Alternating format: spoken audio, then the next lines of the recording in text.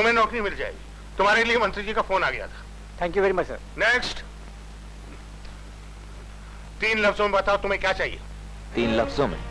हाँ। नौकरी, नौकरी और नौकरी। तो फिर पैसा, पैसा और पैसा। पैसा। हाँ बोलो, कितना लायो? डिग्री लाया हूं। भैया, इस देश में लियाकत नहीं, सियासत चलती है। अगर तुम किसी एमएलए या एमपी के दूर के भी रिश्तेदार होते तो तुम्हें नौकरी ढूंढने के लिए नौकरी के कार्यालय में नहीं आने पड़ता। इसका मतलब तुम लावारिस हो। अगर चपरासी की नौकरी चाहिए तो 1000, और अगर सप्लाई के दफ्तर में क्लार्क होना चाहते हो तो 5000 दे जाओ और नौकरी ले जाओ। बाबू, मेरे पास देने के लिए 10-5 हजार रुपए होते तो मैं यहाँ क्यों आता? तो भैया, बिना खर्चा किए तो 2 ही काम मिल सकते, या तो भीख मांगो या जेब काटो। तेरा सर क्यों ना काट दूं साले। ये क्या बदतमीजी है? तुझे पैसा चाहिए ना? मेरे पास ये फटा हुआ चप्पल है। ये तेरे बाप की चाबी नहीं है जो तुझे चाहा। साले ये सरकारी दफ्तर है।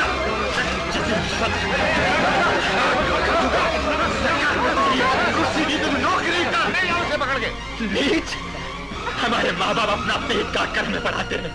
सरकार ये रोजगार दफ्तर इसलिए खोलती है कि हमें हमारा हक मिले, और इस जैसे कमीने हमसे हमारा हक छीनते हैं। लानत है तुझ पर। चल चला। मैं नहीं छोड़ूंगा, बंद करवा दूंगा साले को। एक बोतल शराब में बिकने वाले अफसर साले बेच खाए। क्यों बस करूं दीदी? ये क्या पागलपन है? मारपीट करने से क्या नौकरी मिल जाएगी? कम से कम दिल की भड़ास तो निकलेगी मेरी। ओहो, और ये भड़ास तुझे पुलिस चौकी भी पहुंचा सकती है। जरा सोच, तू जेल चला जाएगा तो तेरी माँ का क्या होगा? वो बेचारी तेरी खुशहाली की सपने देख रही है और तू यहाँ दंगा कर रहा है। तो क्या करूं दीदी? बीए ऑनर्स मैंने इसलिए किया है कि नौकरी पाने के लिए इस मोटू को खोज दूं। दीदी, दीदी तुम नहीं समझ सकते हो कि पढ़े लिखे लोगों के दर्द क्या है। समझ सकती हूँ। I know better than you, my dear, because I am also postgraduate. I have also knocked the doors of these employment exchanges. I have also gone through all these tortures, and I came to the conclusion that a mere degree cannot get you a job.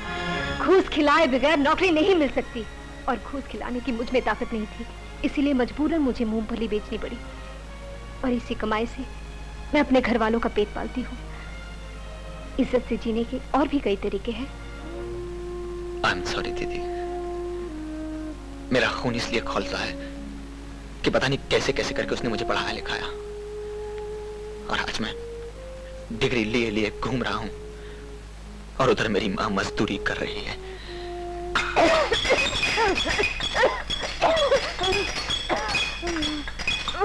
कैसा काम चल रहा है? ठीक चल रहा है साहब। कितने आदमी काम कर रहे हैं? 90 आदमी काम कर रहे हैं साहब।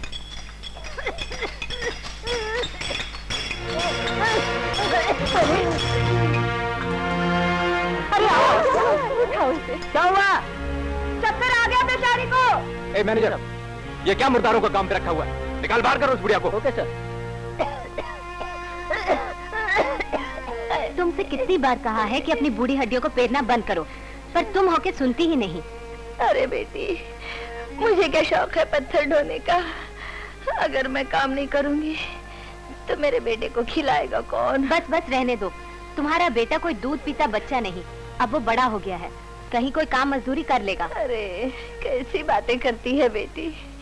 पत्थर तोड़ तोड़ के क्या उसे इसीलिए पढ़ाया है कि वो मेरी तरह मजदूरी करे? किसी न किसी तरह ये घर चला रही थी, आज निगोड़ी बीमारी ने वो भी सहारा छीन लिया। मालिक ने मुझे नौकरी से निकाल दिया। अगर नौकरी ढूंढने के लिए 50 पैसे मांगेगा तो कहाँ से दूंगी मैं उसे? क्या कहूंगी उसे?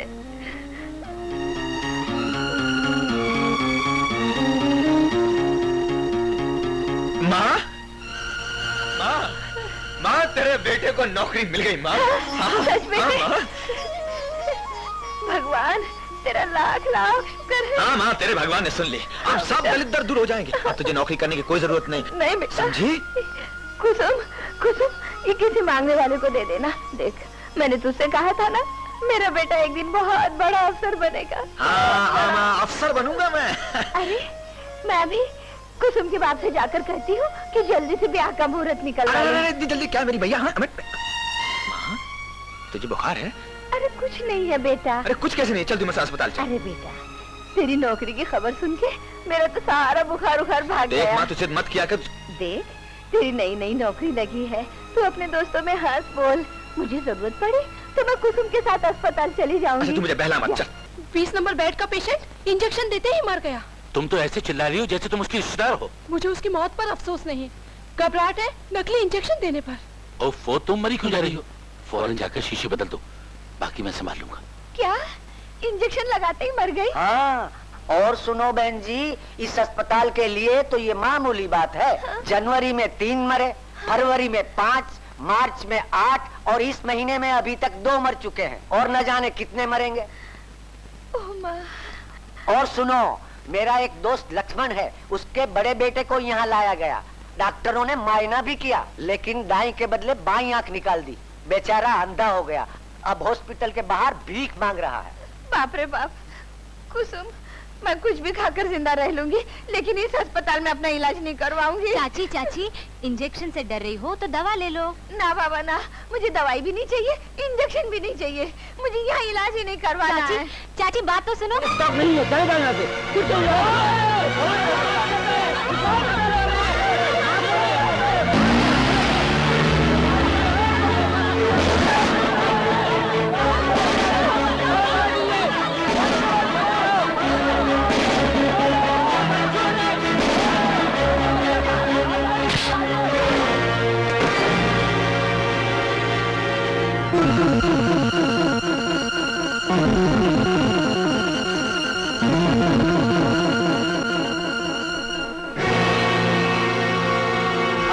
अपन गरीब आदमी था। अरे इतने में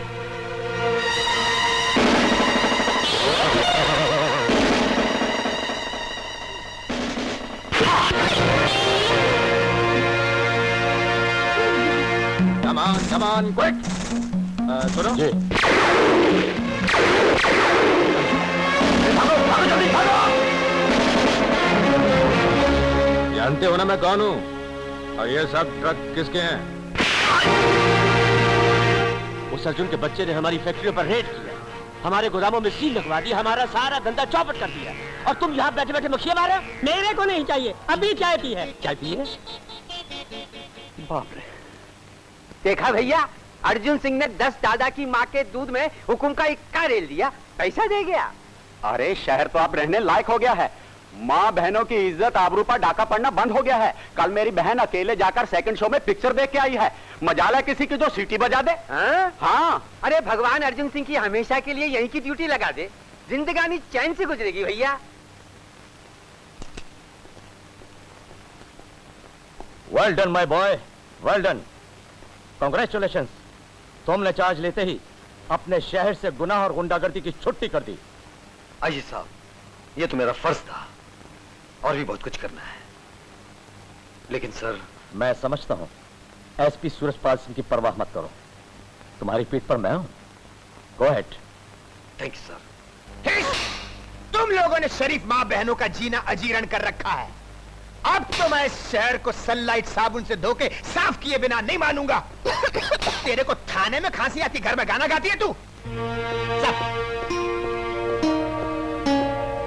हवलदार महिपाल, कौन है ये लोग? सालिया पेशा करती है साहब।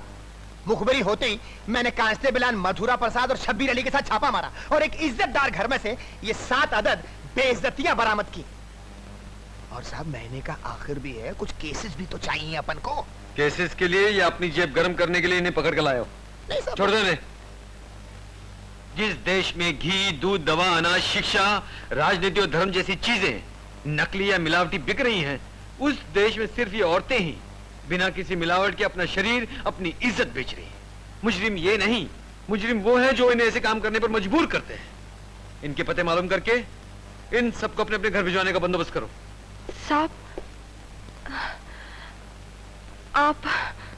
अरे यूं किसी के पैर नहीं छूते बहन। बहन? आपने मुझे बहन कहा? जो औरत मेरी माँ, मेरी पत्नी, मेरी प्रेमिका नहीं है, उसे मैं और क्या कहूँ? आइए आइए अर्जुन बाबू, आपका इंतजार करते करते तो इस बांदी की आंखें पथरा गई। कोतवाली से यहाँ आने में आपने 1 घंटा लगा दिया। ये देखिए, आपके लिए विस्की, ब्रांडी, चाय, कॉफी सब चीजों का इंतजाम है। फरमाइए, क्या नोश फरमाएंगे? आपको किसने बताया कि मैं यहाँ आ रहा हूँ? मोर को आने वाली बारिश की कोई खबर देता है अर्जुन साहब? उसे तो हवा में ही महक आ जाती है। उसी तरह लंका लक्ष्मी ने भी हवा में आपकी महक सूंघ ली। जैसे हमारी दुनिया में आपके मुखबिर हैं, उसी तरह आपकी दुनिया में हमने भी कई कुत्ते पाल रखे हैं। नोटों का छिछड़ा देखते ही दुम हिलाने लगते हैं। कहिए, क्या कीजिएगा? इस वक्त मैं ड्यूटी पर हूँ। यूनिफॉर्म में मैं किसी के घर कुछ खा पी नहीं सकता। हाँ, सुना है आपने हमारी एक लड़की को अस्पताल भेज दिया। आपकी मानवता की भावना का बहुत बहुत शुक्रिया। और बाकियों को उनके घर भेज दिया है। अच्छा, घर भेज दिया? आप देखना चाहते हैं अब वो कहाँ है?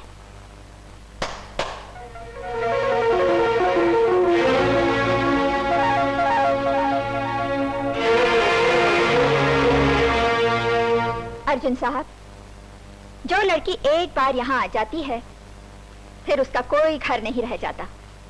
ससुराल कहिए तो यही, मैका कहिए तो यही। और हाँ, जिन लड़कियों को आपने घर भेजा था उनके घर वालों ने उन्हें कबूल नहीं किया, वो फिर यहाँ आ गई। तुम लोग जाओ। उसकी वजह यह है कि इन लड़कियों की जिंदगियों की बागडोर आपके हाथ में है। ये जो आप इन लोगों का जिस्म, इनकी खूबसूरती बेचकर पैसे कमाती हैं, ये बहुत बड़ा पाप है, बहुत बड़ी नीचता है। इनको जिंदा रखने के लिए और अच्छे पेशे भी हैं। हमें अच्छी तरह मालूम है। जब आपको मालूम है तो फिर आप ये धंधा बंद क्यों नहीं कर देती? कैसी बातें करते हैं आप? समाज के मुंह को खून लग चुका है। हमें समाज की और समाज को हमारी जरूरत है। अर्जुन साहब, इस देश के आधे लोग शराब की दुकानों और हमारे कमरों में अपनी जिंदगियां बिताते हैं। ठेकेदारों को बड़े बड़े ठेके दिलवाने में हमारी जरूरत पड़ती है।